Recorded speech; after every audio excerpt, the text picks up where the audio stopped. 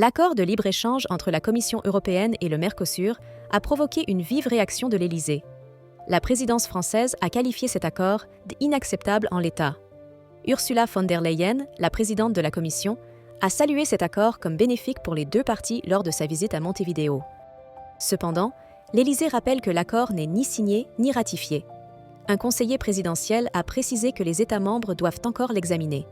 La France se montre déterminée à défendre son agriculture et sa souveraineté alimentaire, affirmant qu'elle continuera à plaider pour ces exigences auprès de ses partenaires européens. La réaction de la classe politique française a été intense.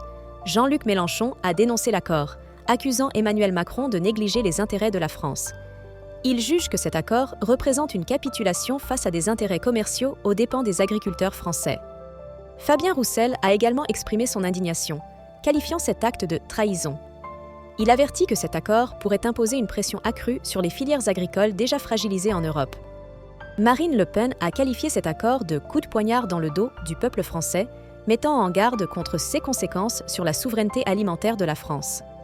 Jordan Bardella, président du RN, propose de geler la contribution française au budget de l'UE comme moyen de pression. Enfin, Éric Ciotti a réagi en évoquant un coup porté contre la France.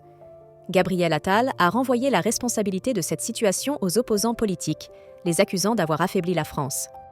Pour suivre l'actualité et partager votre avis, n'hésitez pas à liker, commenter et vous abonner à notre chaîne.